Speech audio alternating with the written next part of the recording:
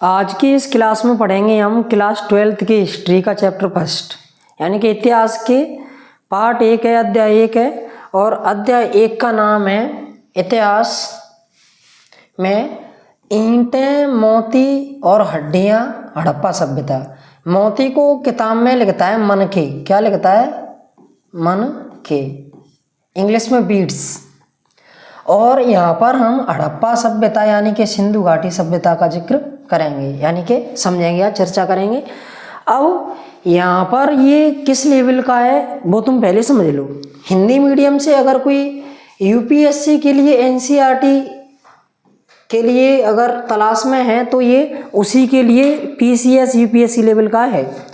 अगर कोई state PCS में भी हिस्ट्री पढ़ना चाह रहा है क्लास 12th की, या फिर क्लास 6 से लेकर 12th तक की एनसीईआरटी जिसको समझनी है, क्योंकि तुम्हें पता होगा एनसीईआरटी की इंपॉर्टेंस, तो एनसीईआरटी तुम्हें यहाँ पर पूरा मिलेगा। History, polity, geography, Hindi and English medium में तुम्हें एनसीईआरटी के सभी सब्जेक्ट मिल जाएंगे, यहाँ तक साइंस तक। तो यहाँ पर ये 12th क्लास का है, तो 12th वालों के लिए तो ये अमृत है ही।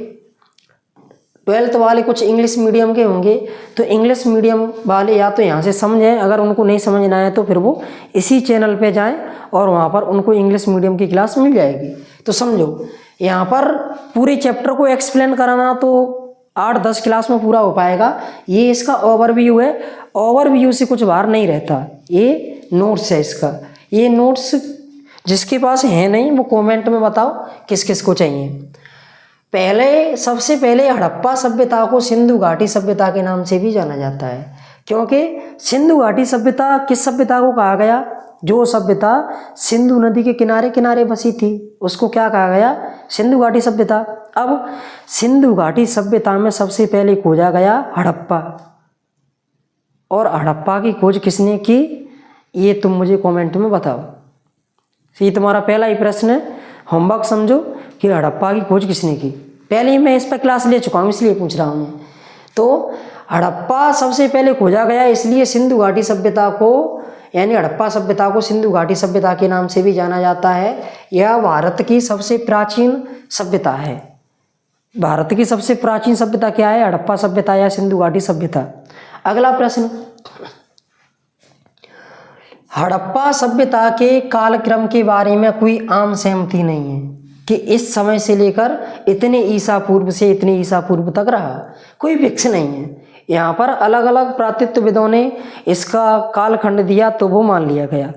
सुनो आगे, विभिन्न विद्वानों ने इस काल के बारे में अलग अलग तिथियां दी हैं। यही तो मैंने बताया अभी, अलग अलग विद्वानों ने अलग अलग तिथियां दी हैं। सर जॉन मार्शल के अनुसार यह सभ्यता जॉन मार्शल के अनुसार यह सभ्यता 3250 से लेकर 2750 ईसा पूर्व तक फली फूली यानी कि चलती रही। अगला प्रश्न है, यह दयाराम सैनी ही थे जिन्होंने 1921 में पहली बार हड़प्पा स्थलों की खोज की थी। हड़प्पा स्थलों की खोज किसने की थी? दयाराम सैनी ने। और सिंधु घाटी सभ्यता की खोज किसने की थी? Sir John Marshall.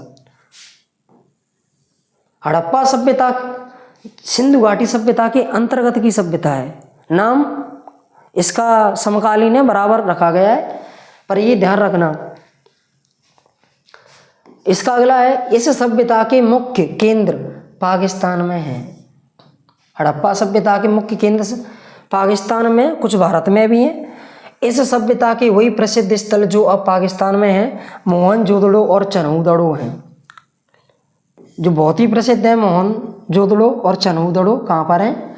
पाकिस्तान में है। भारत में इस सभ्यता के पनपने के मुख्य केंद्र क्या थे? कालीबंगन,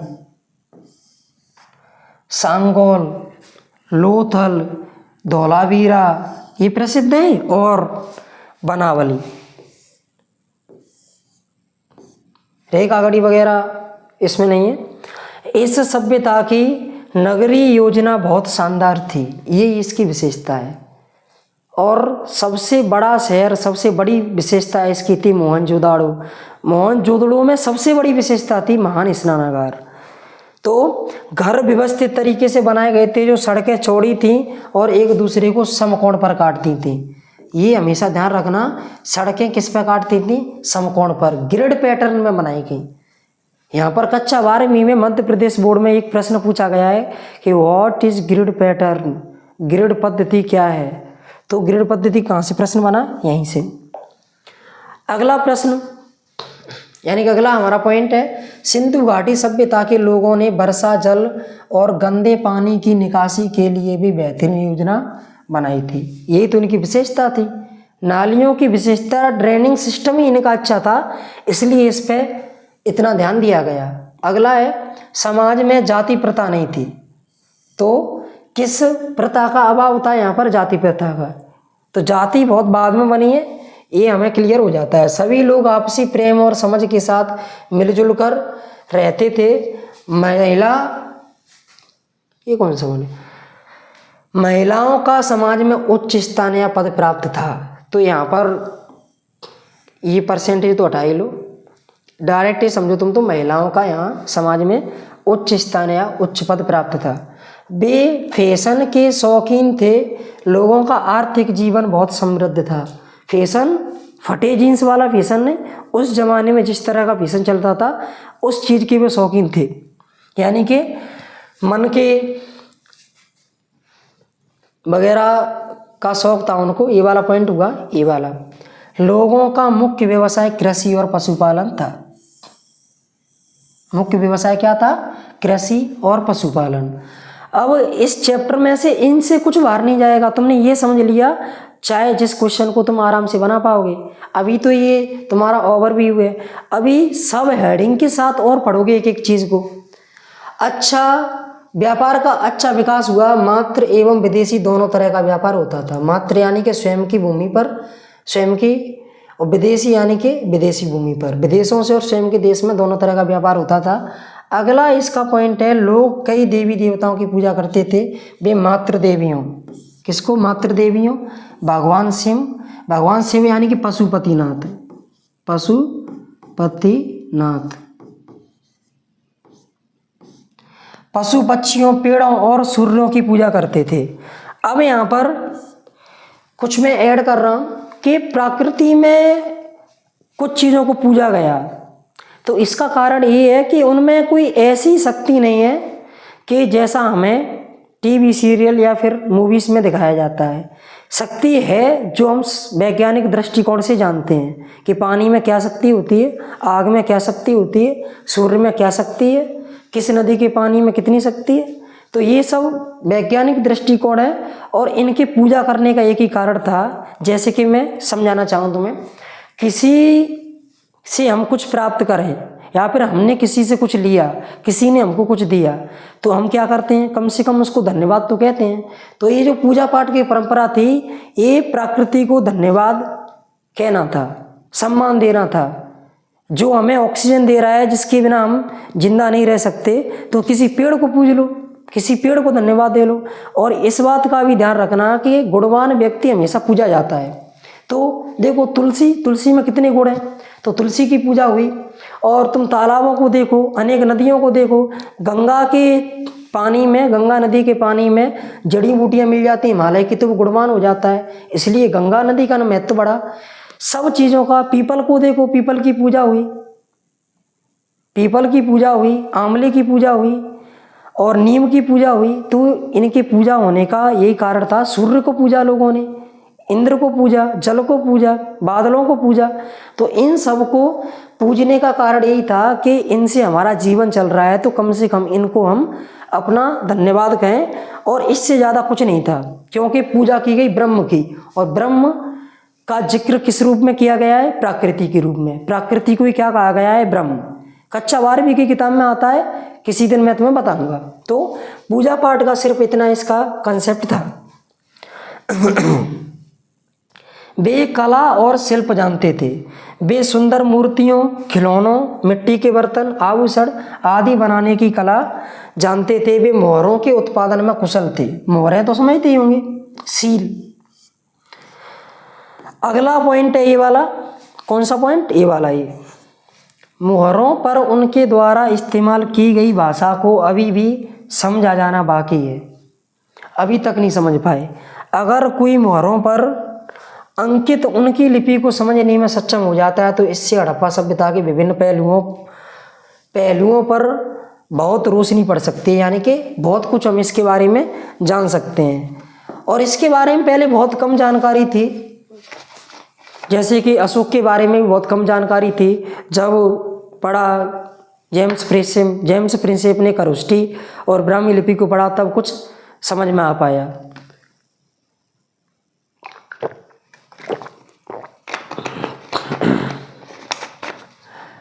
आगे देखो अगले पॉइंट क्या है इसके। हड़प्पा सभ्यता के बारे में हमारी जानकारी का मुख्य स्रोत पुरातत्विक सामग्री है। सिंधु स्थलों पर किए गए उत्खनन से सभ्यता के इतिहास को फिर से बनाने की कोशिश की गई है और सब ज़्यादातर यहाँ पर अनुमान लगा की बातें बताई गई हैं। तो ऐसा भी नहीं है कि जो हमने पढ़ा उस पर ही हम एकदम अमल कर जाएं, जो किताबों में दिया है उस पर भी अमल कर जाए, हमें खुद का भी दिमाग लगाना चाहिए। अपो दीपो अब सिंधु स्थलों की खुदाई के दौरान अनेक औजार, मिट्टी के बर्तन, मोहरें, घरेलू वस्तुएं आदि प्राप्त हुई। इसमें से मोहरें और मिट्टी के बर्तन और औजार महत्वपूर्ण हैं। इन सभी उत्खनन सामग्रियों की पुरातत्वविदों द्वारा गहन जांच की जाती है। वो तो एक नॉर्मल सी बात है, किसी भी पुरातत्व स्थल पर यही चीज़ें मिलती है तो उनकी गहरी जांच की जाती है। Cunningham, R.E.M. Wheeler, John Marshall और G.F. जैसे कई इतिहासकारों ने सिंधु घाटी सभ्यता के सहित प्राचीन अतीत के पुनर्निर्माण में खजूर ने महत्वपूर्ण भूमिका निभाई। यानी कि इन लोगों ने ये वाला पॉइंट दोनों प्लस हैं, ये वाला, तो इन लोगों ने इस पुरातत्व स्थान पर बहुत मेहनत की और इसकी खोज में अपनी भूमिका निभाई। अगला इसका पॉइंट है दयाराम सैनी यहाँ पर और जॉन मार्शल दोनों इम्पोर्टेंट नाम हैं, चर्चित नाम है इस सभ्यता के लिए। दयाराम सैनी, S.R. राव और R.S. बिष्ट और B.K. थापर जैसे कई पुरातत्वविदों ने सिंधु स्थलों की खुदाई में महत्वपूर्ण भूमिका निभाई। अगला पॉइंट है सिंधु घाटी सभ्यता को कांस्य युगीन सभ्यता के रूप में भी जाना जाता है। कांस्य यानी कि कांसा, क्योंकि लोग मिट्टी के बर्तन आकृतियां और आभूषण बनाने के लिए कांस्य का बड़े पैमाने पर उपयोग करते थे। तो बड़े पैमाने पर किस धातु का उपयोग करते थे? कांस्य। लगभग 1900 ईसा पूर्व ये इस सभ्यता के पतन के स्पष्ट संकेत थे कि 1900 ईसा पूर्व बुद्ध के लगभग 1400-1300 वर्ष ईसा पूर्व पहले इस सभ्यता का अंत हुआ। आगे इस समय तक सिंधु घाटी दो सबसे महत्वपूर्ण शहर मोहनजोदड़ो और हड़प्पा, इसके दो महत्वपूर्ण शहर क्या हैं? एक तो मोहनजोदड़ो है जो सबसे महत्वपूर्ण है और हड़प्पा पूरी तरह से नष्ट हो चुके थे।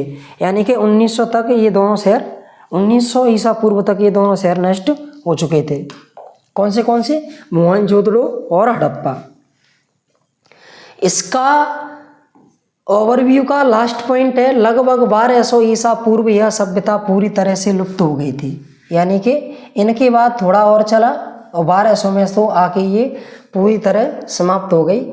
महामारी कारण माना गया है। आर्यन आक्रमण यानी कि बाहर से आए हुए लोगों का आक्रमण, आर्यों का आक्रमण, सिंधु नदी के मार्ग में परिवर्तन, अत्यधिक बाढ़, भूकंप आदि इस सभ्यता के पतन के मुख्य कारण हैं। जो आर्यों का आक्रमण हुआ इस सभ्यता पर, इस पर अपने विचार प्रकट करते हुए महात्मा ज्योतिराव फुले ने अपनी एक किताब लिखी है। उनकी किताब बहुत प्रसिद्ध किताब है गुलामगिरी। तो उसमें आर्यों के आक्रमण का जिक्र है कि यहाँ के लोगों को कैसे गुलाम बनाया। तो उसको भी तुम पढ़ सकते हो या फिर उसके बारे में जानकारी प्राप्त कर सकते हो। यहाँ पर हमारे ओवरव्यू वाले पॉइंट खत्म हुए। ये हमारे सब हेडिंग वाले पॉइंट है, टॉपिक है बुक के। तो एक एक टॉपिक को कवर किया जाएगा, बस बने रहिए तुम क्लास में। क्लास तो लंबा होगा ही क्योंकि टॉपिक भी बहुत लंबा है, बड़ा है, तो जिसको पढ़ना है वो तो रुका रहेगा ही। इसका देखो पहला पॉइंट क्या है इसका,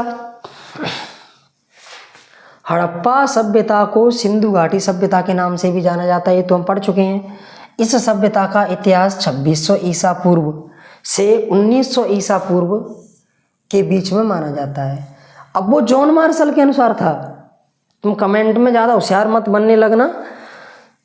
यह भारत की सबसे पुरानी सभ्यता है, ये भी हम पढ़ चुके थे। हम इस सभ्यता के बारे में उस काल के लोगों द्वारा इस्तेमाल किए जाने वाले बर्तनों, आभूषणों, औजारों और मोहरों जैसे पुरातात्विक साक्ष्यों से जानते हैं। हम इस काल के बारे में किन किन चीज़ों से जानते हैं?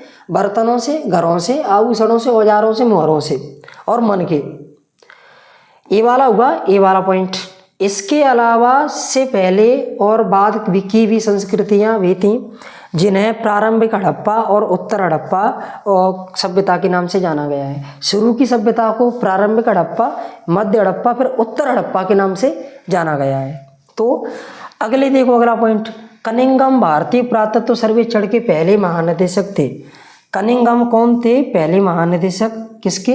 भारतीय सर्वेक्षण के, भारतीय पुरातत्व सर्वेक्षण के पहले महानिदेशक थे। ऑब्जेक्टिव के लिए ध्यान रखो और पीसीएस के प्रीलिज्म के लिए भी ध्यान रखो, जिन्होंने हड़प्पा स्थलों में पुरातत्व खुदाई शुरू की थी। कनिंघम ने। कनिंघम हड़प्पा सभ्यता के महत्व को समझने में असमर्थ थे और उनके द्वारा बताई गई चीज़ें भी कई एक झूठी साबित हुई। और उनका मानना था कि भारतीय इतिहास की शुरुआत गंगा घाटी के पहले शहरों से हुई थी, और जो कि क्या सिद्ध हुआ? गलत सिद्ध हुआ। उनका मानना था। किसका? कनिंघम का। अगला देखो, इसमें दयाराम साहनी, राकलदास बनर्जी, जॉन मार्शल हड़प्पा सभ्यता की खोज से जुड़े कुछ महत्वपूर्ण पुरातत्वविद थे। हड़प्पा सभ्यता की खोज से जुड़े दयाराम सैनी, राकलदास बनर्जी, जॉन मार्शल और एक जो हम प्रीवियस उसमें पढ़ के आए हैं, यानी कनिंघम साहब। और हड़प्पा सभ्यता की सीमाओं का आज की राष्ट्रीय सीमाओं से कोई संबंध नहीं है। प्रमुख स्थल अब पाकिस्तानी क्षेत्र में है। जो हड़प्पा सभ्यता के, सिंधु घाटी सभ्यता के प्रमुख स्थल थे वो अब कहाँ पर हैं? पाकिस्तान में हैं। तो देखो अगला पॉइंट इसका, भारत में पंजाब, हरियाणा में कई हड़प्पा बस्तियां पाई गई हैं। कहाँ पर? भारत में पंजाब और हरियाणा में कई हड़प्पा बस्तियां पाई गई हैं। भारत में इस सभ्यता के पनपने का मुख्य कारण या फिर मुख्य केंद्र कालीबंगा, लोथल, धौलावरी, राखीगढ़ी, बनावली हैं। ये इम्पोर्टेंट है। इससे पहले हम कुछ ज़्यादा पढ़ चुके थे, यानी कि एक दो नाम और थे। अगला, पुरातत्वविदों ने कलाकृतियों को उनकी सामग्री और कार्य के आधार पर वर्गीकृत करने की कोशिश की। किसको? कलाकृतियों को। कलाकृतियों किसके आधार पर बांटा गया? सामग्री और कार्य के आधार पर। और उनकी तुलना आज की चीज़ों से की। हड़प्पा की धार्मिक प्रथाओं के पुनर्निर्माण के प्रयासों में पुरातत्वविद व्याख्या की समस्याओं में सबसे अधिक स्पष्ट थे। किसकी में? धार्मिक प्रथाओं में। कोई खास धार्मिक प्रथाएं नहीं पाई गई यहाँ पर, कोई धार्मिक प्रमाण नहीं मिले। ना ही यहाँ पर एक मान लिया शिव का, वो भी शिव का लगता नहीं है, और कुछ लोगों ने माना, कुछ ने नहीं। यहाँ पर जाति प्रथा का भी अभाव था। जाति प्रथा भी ना की छोड़ तुम 0% था। अगला है इसका, महिलाओं की टेराकोटा मूर्तियां। ये ध्यान रखना, पुरुषों की पत्थर की मूर्तियां, मोहरों पर गेंडा, मोहरों पर क्या? गेंडा, और योग की मुद्रा आकृति में, और महान स्नानागार और अग्निवेदियों। ये वाला भी इंपॉर्टेंट क्वेश्चन, अग्निवेदियों, ये शब्द टिक कर रहा हूँ, ध्यान रखना। जैसी संरचनाओं, जैसी असामान्य वस्तुओं का धार्मिक महत्व हो सकता है। यहाँ पर स्नानागार को धर्म से जोड़ने की कोशिश की गई, और अग्निवेदियों की भी, पर ये तो प्रकृति ही जाने कि उस समय पर क्या हुआ। आगे है कि हड़प्पा सभ्यता के बारे में कई पुनर्निर्माण वर्तमान में अटकलें हैं और भविष्य में काम करने के लिए बहुत गुंजाइश है। यानी कि इसके बारे में जानकारी प्राप्त करने के लिए बहुत स्कोप है, बहुत काम कर सकते हैं इस पे। हड़प्पा सभ्यता की मोहरें तथा बाट। अगला हमारा टॉपिक क्या है? हड़प्पा सभ्यता की मोहरें तथा बाट। इससे पहले क्या पढ़ा था हमने टॉपिक इसका? टॉपिक बुक निकाल लो भले ही तुम अपना। इससे पढ़ा था हमने इससे पहले हड़प्पा सभ्यता के पुरातात्विक साक्ष्य। पुरातात्विक साक्ष्य पढ़ लिए हमने। अब मोहरों के और बांटों के बारे में हम पढ़ेंगे। मोहर और बांट अगले पेज पर है, तो अगला पेज भी तुम देखो। ये रहा। लंबी दूरी के संचार को सुविधाजनक बनाने के लिए ये हड़प्पा के बांट और वो वाला ही टॉपिक है क्या कि कुछ अलग है? हाँ वही है।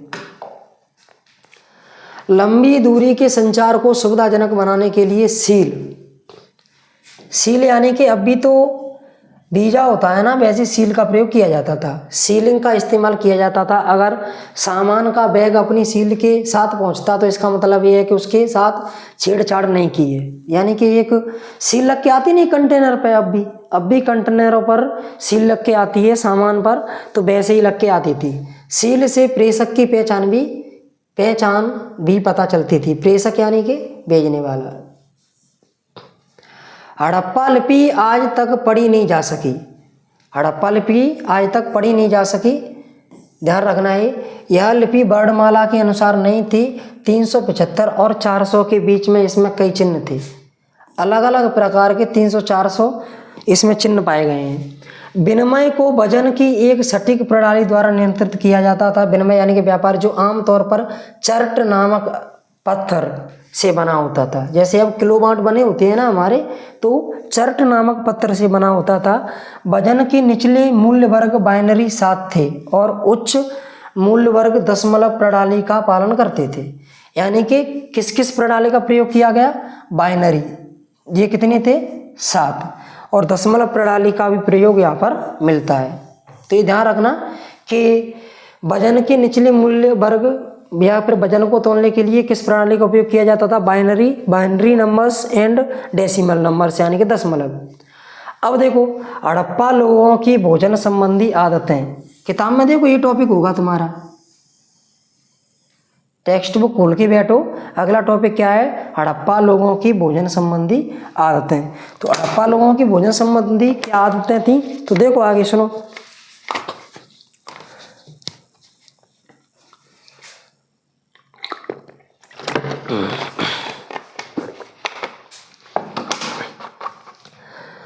हड़प्पा सभ्यता के लोग मछली और मांस, गेहूं, मक्का, बाजार यानी कि बाजार नहीं है बाजरा, दालें, चावल और अन्य खाद्य पदार्थों सहित कई प्रकार के पौधे और पशु उत्पाद खाते थे। अब देखो यहाँ पर किस किस का हमें जिक्र मिला है? गेहूं का, मांस का, मछली का, मक्का का, बाजरा का, दाल का, चावल का। अब यहाँ पर ये भी माना जाता है कि दालें और चावल तो अपने क्षेत्र में थी ही नहीं, ये तो विदेश से आई, यूरोप, अफ्रीका से आई। यहाँ पर गेहूं भी, तो ये लोग उस सभ्यता में थे, लेकिन पतन के बाद इस ओरिजिन में ना थे, फिर बाहर से आए। ये वाला अगले चैप्टर में पढ़ेंगे हम। अब देखो इसके लिए हड़प्पा के लोगों ने मवेशियों में क्या? भेड़, बकरी, भैंस और सूअर को पालतू बनाया था। ये ध्यान रखना कि किन किन पशुओं को पालते थे? भेड़, बकरी, सूअर और भैंस। देखो अगला टॉपिक क्या है इसका? अगला टॉपिक है इसका हड़प्पा लोगों द्वारा प्रयुक्त कृषि की तकनीकें। अब की बार में हमने इसके बांट वगैरह पढ़ लिए और भोजन की आदतें पढ़ ली हमने, और अब किस पर आ गए हम? हड़प्पा लोगों द्वारा प्रयुक्त कृषि की तकनीकें, कि हड़प्पा के लोगों के द्वारा कृषि की तकनीकों का प्रयोग कैसे किया जाता था, क्या क्या तकनीकें उनके पास थीं और क्या क्या समस्या उनको झेलनी पड़ी होंगी। देखो पुरातात्विक साक्ष्यों से पता चलता है कि हल चलाने के लिए बैलों का इस्तेमाल किया जाता था और 2 अलग अलग फसलें एक साथ उगाई जाती थीं। यानी इतनी तो तकनीकी थी कि 2 फसलों को एक साथ उगा पाएं वो। क्योंकि हड़प्पा के अधिकांश स्थल अर्ध शुष्क भूमि पर स्थित हैं, इसलिए यह स्पष्ट है कि नहरों और कुओं के पानी का उपयोग सिंचाई के लिए किया जाता था या फिर किया जाता होगा। ये किसके बारे में हो गया? हड़प्पा लोगों द्वारा प्रयुक्त कृषि की तकनीकों के बारे में। अगला हमारा टॉपिक है हड़प्पा लोगों के बीच सामाजिक और आर्थिक अंतर। हड़प्पा लोगों के बीच सामाजिक और आर्थिक अंतर कुछ देखने को मिला या नहीं, या फिर था तो कितना था और किस लिए था, किस आधार पर था? पुरातत्वविद लोगों के बीच सामाजिक और आर्थिक अंतर का पता लगाने के लिए कुछ रणनीतियों का उपयोग करते हैं। इनमें दफन और कलाकृति, दफन यानी कि दफनाना, कलाकृति यानी कि आकृतियाँ का अध्ययन शामिल है, जिन्हें उपयोगितावादी और विलासिता में विभाजित किया जा सकता है। कि ये उपयोगितावादी तो थे इस समय के लोग, और क्या थे, साथ में विलासिता, भोग विलास वाले भी थे। मूल्यवान सामग्रियां आमतौर पर बड़ी बस्तियों में केंद्रित होती थीं, लेकिन छोटी बस्तियों में शायद कभी कभी पाई जाती थी। यानी कि अब भी देखो तुम, मूल्यवान चीज़ें बड़े बड़े शहरों में होती हैं, गाँव में नहीं होती, तो ऐसा ही तुम इसको समझ सकते हो। ये तो एक रिवीजन जैसा है, और इसकी और भी क्लासें में डिटेल से लूँगा। ये तो एक रिवीजन समझो तुम। अगला टॉपिक हमारा हड़प्पा लोगों का शिल्प उत्पादन। यहाँ से प्रश्न बनने के ज़्यादा चांस रहते हैं। हड़प्पावासी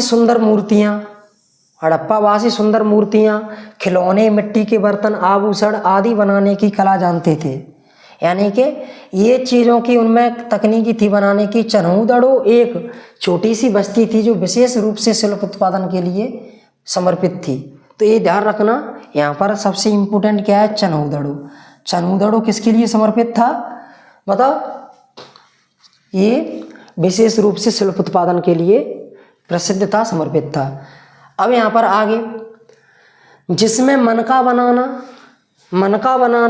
शंख यानी कि शंख काटना, धातु कार्य, मोहर बनाना, बांट बनाना आदि शामिल था। भैंस वाला बांट नहीं, बांट यानी कि तौलने वाला बांट, ये वाला बांट। मोतियों को बनाने के लिए पीसने, चमकाने यानी कि पॉलिश, ड्रिलिंग यानी कि छेद करना का काम किया जाता था। नागेश्वर और बालाकोट शैल वस्तुएं बनाने के लिए विशेष केंद्र थे। शैल वस्तुएं बनाने के लिए क्या क्या प्रसिद्ध था? नागेश्वर और बालाकोट किसके लिए था? शैल वस्तुएं बनाने के लिए। क्योंकि ये दोनों बस्तियां समुद्र तट के पास थीं, छोटी वस्तुओं के अलावा मोहनजोदड़ो और हड़प्पा जैसे बड़े शहर भी शिल्प उत्पादन के लिए विशेष केंद्र थे। छोटे शहरों में चनहूदड़ो प्रसिद्ध था और बड़े शहरों में ये।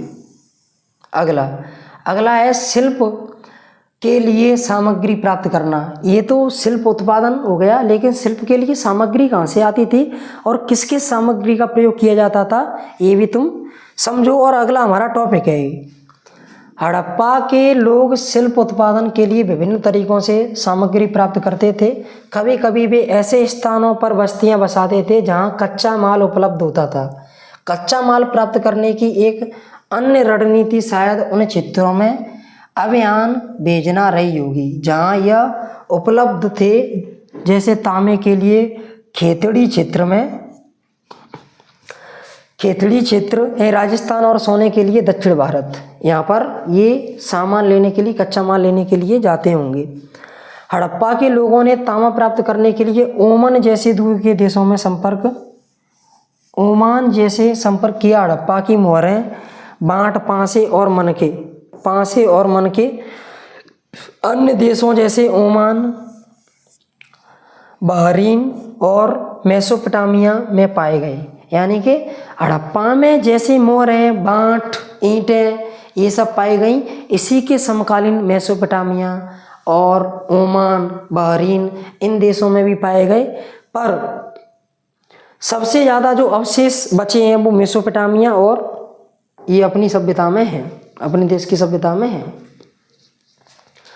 इसका ये टॉपिक भी समझो। हड़प्पा सभ्यता के दौरान आर्थिक जीवन और व्यापार।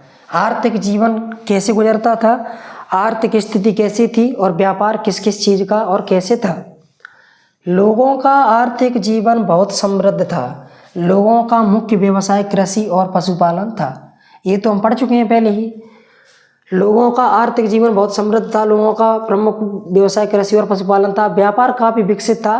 आंतरिक और बाहरी दोनों तरह के व्यापार होते थे। मोहरों पर जहाज़ों और नावों के चित्र भी मिले हैं। मोहरों पर नावों के और जहाज़ों के चित्र मिले हैं, ये वाला ध्यान रखना। और जो दूर दूर के स्थानों के साथ हड़प्पा के संपर्कों पर प्रकाश डालते हैं, यानी इस बात की पुष्टि होती है कि हड़प्पा का संपर्क दूर दूर तक रहा। अगला टॉपिक है हमारा, हड़प्पा लोगों की धार्मिक मान्यता क्या थी। वैसे तो वहाँ पर धर्म के कोई साक्ष्य नहीं मिले हैं, पर फिर भी लोगों ने अंदाज़ा लगा लिया, क्योंकि धर्म में लीन रहना, धर्म के नाम पर खुद का शोषण करवाना या दूसरों को करना इनकी आदत रही है, तो यहाँ पर भी धर्म इन्होंने जोड़ दिया। इस सभ्यता के लोग कई देवी देवताओं की पूजा करते थे। वे भगवान शिव मातृ देवियों, यहाँ पर शिव किसको मान लिया गया है, एक पशु चराने वाले का जो ध्यान मुद्रा में भी नहीं बैठा सही से, उसको मान लिया गया है पशुपतिनाथ। पशुपतिनाथ का अर्थ है यानी कि उन पशुओं का मालिक, तो पशुओं के मालिक को शिव मान लिया गया है। जानवरों, पक्षियों, पेड़ों और सूर्य की पूजा करते थे। हड़प्पा सभ्यता में जाति व्यवस्था, अगला हमारा टॉपिक क्या है, हड़प्पा सभ्यता में जाति व्यवस्था क्या थी। अरे जाति व्यवस्था थी ही नहीं, सभी लोग आपस में प्रेम और समझ के साथ मिलजुल कर रहते थे। महिलाओं में को समाज में उच्च स्थान प्राप्त था, ये भी हम पहले पढ़ चुके हैं। हड़प्पा सभ्यता का एक नियोजित शहर मोहनजोदाड़ो के बारे में सबको अच्छी जानकारी होनी चाहिए। मोहनजोदाड़ो बोलता हूँ मैं, लेकिन होता मोहनजोदड़ो है। मोहनजोदड़ो हड़प्पा सभ्यता का सबसे प्रसिद्ध शहरी स्थल था। कैसा स्थल था, शहरी स्थल। हालांकि हड़प्पा सबसे पहले खोजा गया स्थल था, लेकिन ईंटें लुटेरों ने इस बुरी तरह नष्ट कर दिया। ईंटें लुटेरे कौन थे भाई, पाकिस्तान का तुम्हें पता ही हो। पाकिस्तान के लोगों ने समझा कि ये तो ईंटों का भट्टा मिल गया, क्योंकि दीवार चौड़ी चौड़ी, वो क्या जाने इस चीज़ के बारे में। तो उन्होंने अपने बिटोरे बनाने के लिए या फिर भूसा भरने के लिए, पशुओं के लिए घेरे बनाने के लिए ईंटों को चुरा ले गए। तो इन्होंने इसको बिल्कुल हड़प्पा को नष्ट कर दिया था। हड़प्पा सभ्यता में बस्तियां दो भागों में विभाजित थीं। एक भाग जो भूमि की दृष्टि से छोटा था लेकिन शक्ति की दृष्टि से बड़ा था। एक भाग छोटा था लेकिन ऊंचाई पर था, शक्ति में बड़ा था, लेकिन निचले में तुम देखोगे ज़्यादा बड़ा है और शक्ति के लिए कम है। जैसे कि तुम किसी भी राजा को देखो, महल ऊंचाई पर होता है लेकिन कम है पर शक्ति ज़्यादा है। नीचे आम जनता रह रही है, बड़ा है पर शक्ति कम है, ऐसे था। लेकिन शक्ति की दृष्टि से बड़ा था, जिसे गढ़ के नाम से जाना जाता था। जो ऊपरी शहर थे छोटे थे, शक्ति में बड़े थे, उनको गढ़ के नाम से जाना जाता था। दूसरा भाग जो क्षेत्र की दृष्टि से बड़ा था, छोटे वाले को गढ़, जैसे निचले शहर के नाम से, बड़े शक्ति के रूप से बड़े हैं और क्षेत्रफल की दृष्टि से छोटे हैं, उनको गढ़ कहा जाता था। और जो भाग क्षेत्रफल की दृष्टि से बहुत बड़े हैं लेकिन शक्ति की दृष्टि से बहुत कम है, जिसको निचले शहर के नाम से जाना जाता था। जाना जाए या नहीं जाना जाए, इन्होंने जो नाम दे दिया वही था, यानी पुरातत्वविदों ने जो कह दिया वही था।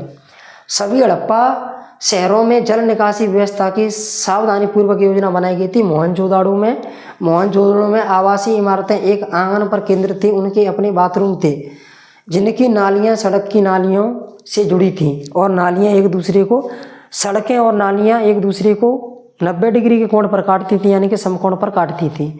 और यहाँ पर स्विमिंग पूल यानी कि स्नानगार की हीट बहुत टब की यहाँ पर विशेषता ये थी कि यहाँ पर चेंजिंग रूम भी थे। इधर से स्टेयर्स, दोनों तरफ उतरने चढ़ने की व्यवस्थाएं थी, यानी कि एक मॉडर्न तरीके का था। मोहनजोदड़ो में, यहाँ पर पढ़ रहा हूँ, ये मोहनजोदड़ो में कई घरों में कुएं थे और उनकी अनुमानित संख्या लगभग 700 थी। अनुमानित संख्या क्या मानी गई है कुओं की? 700। गोदाम और महान स्नानागार जैसी संरचनाओं का उपयोग सार्वजनिक उद्देश्यों के लिए किया जाता होगा। ये माना गया है कि नॉर्मल यूज के लिए नहीं होंगे ये कब के लिए होंगे? बस सार्वजनिक या फिर किसी ऐसे अवसर पर, त्योहारों पर, ऐसे अवसरों पर, शादियों पर, ऐसे अवसरों पर ये किया जाता होगा।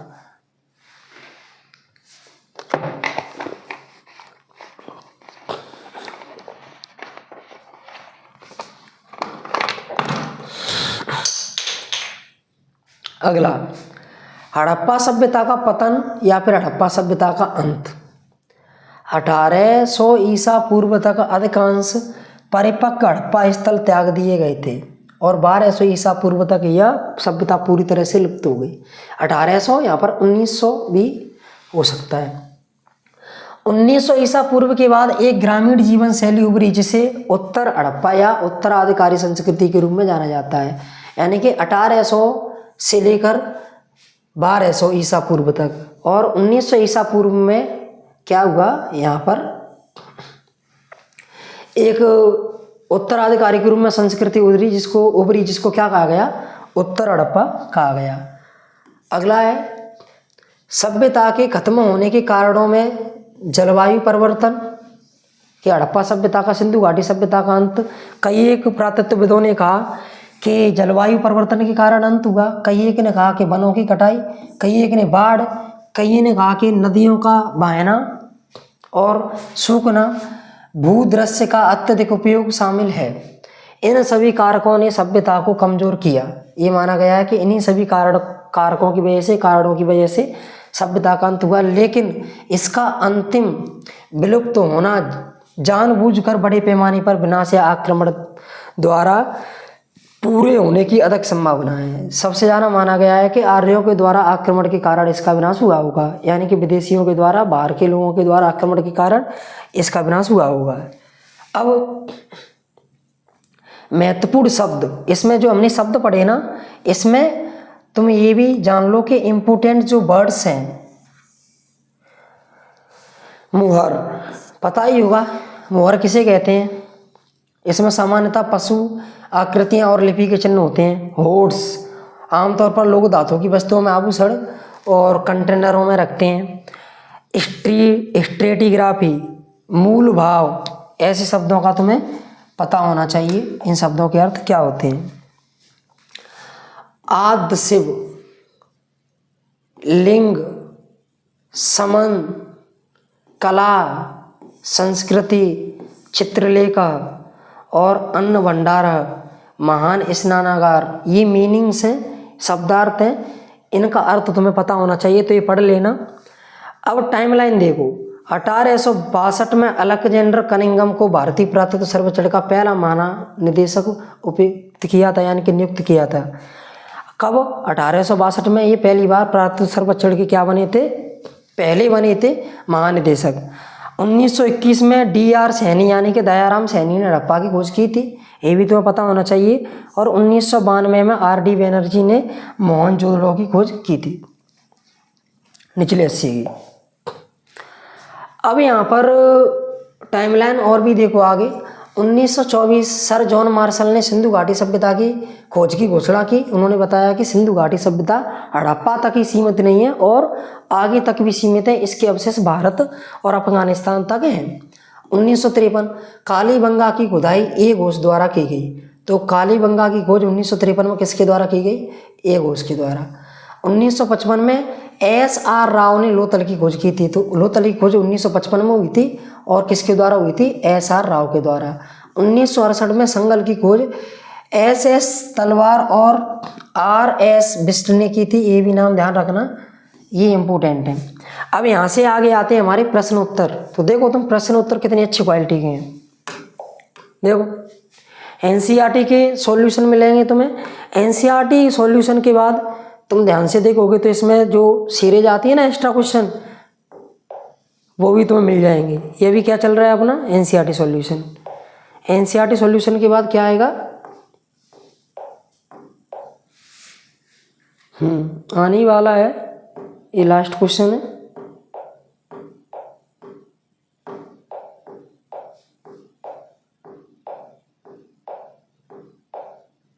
ये क्या है? NCERT क्वेश्चन के बाद ये क्या है? अपने इम्पोर्टेंट क्वेश्चन है। तो ये क्वेश्चन तुम्हें मिल जाएंगे, इसका पूरा फुल PDF मिल जाएगा।